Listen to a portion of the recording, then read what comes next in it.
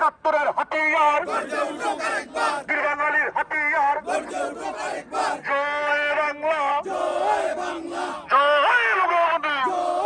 ৩০ লাখ শহীদের রক্তের মধ্য দিয়ে এই বাংলাদেশ সর্বকালের সর্বশ্রেষ্ঠ বাঙালি জাতির পিতা বঙ্গবন্ধু শেখ মুজিবুর রহমানের নেতৃত্বে তার ডাকে ৩০ লাখ শহীদ রক্ত দিয়ে স্বাধীন করেছে এই বাংলাদেশ। এই বাংলাদেশে এখন অবৈধ অসাংবিধানিক দখলদারি ইউনূস সরকার সেই সকল মুক্তিযোদ্ধাদের প্রতি অবমাননা করছে।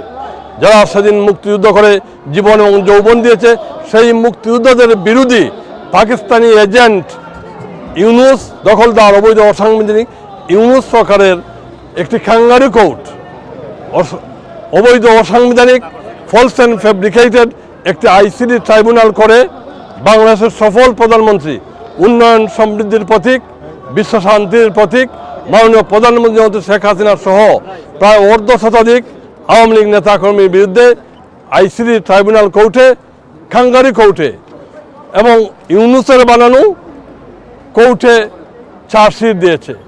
আমরা অবিলম্বে এই চার্জশিটের প্রত্যাহার চাই।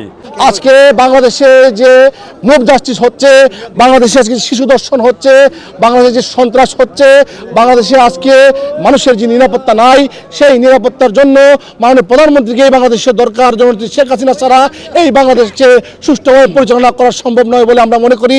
তাই আমরা আবারও আদার বদলের শ্রেষ্ঠ বাঙালি জাতির জনক বঙ্গবন্ধু শেখ মুজিবুর রহমানের তনয়া জননেত্রী শেখ হাসিনাকে বাংলাদেশে আবারও প্রধানমন্ত্রী হিসেবে আদিষ্ট করার জন্য আজকে হিউম্যান রাইটসের পক্ষ থেকে যে মানবতা লঙ্ঘন হচ্ছে, সেই মানবতা লঙ্ঘনের জন্য আমরা এখানে ঐক্যবদ্ধভাবে উপস্থিত হয়েছি। বাংলাদেশের গণতন্ত্রকে যেভাবে হরণ করা হয়েছে, যেভাবে বাংলাদেশে মব জাস্টিস করা হচ্ছে, যেভাবে বাংলাদেশের প্রধানমন্ত্রী জননেত্রী শেখ হাসিনাকে বাংলাদেশ থেকে ষড়যন্ত্র করে চক্রান্ত করে বাংলাদেশ থেকে বিদায় করে দেওয়া হয়েছে এবং আজকে দৃশ্যমান হচ্ছে জননেত্রী শেখ হাসিনাকে ট্রাইব্যুনালের মাধ্যমে, ষড়যন্ত্রের মাধ্যমে শেখ হাসিনাকে ফাঁসির কাষ্ঠে ঝুলিয়ে হত্যা করার ষড়যন্ত্র চলছে।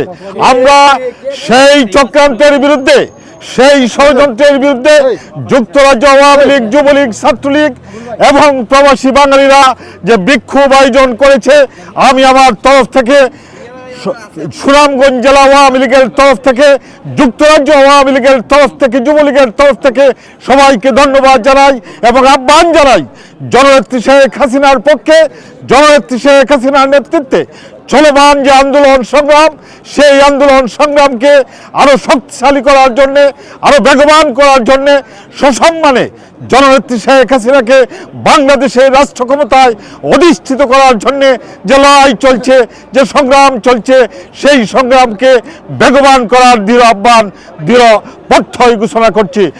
আমরা চাই বাংলাদেশের সফল প্রধানমন্ত্রী জননেত্রী শেখ হাসিনাকে আইসিটি মামলা যেভাবে মিথ্যা মামলা দিয়েছে, যেহেতু এই সরকার আমরা মানি না, বাংলাদেশ একটি অবৈধ সরকার এবং সুদখোর সরকার, অচিরেই আমরা চাই ক্ষমতা মাননীয় প্রধানমন্ত্রীকে সসম্মানে বাংলাদেশে গিয়ে ওনার ক্ষমতা ওনার হাতে দিয়ে পালিয়ে যাওয়ার জন্য আমরা বাধ্য করব। এই জন্য আমরা এখানে এসেছি।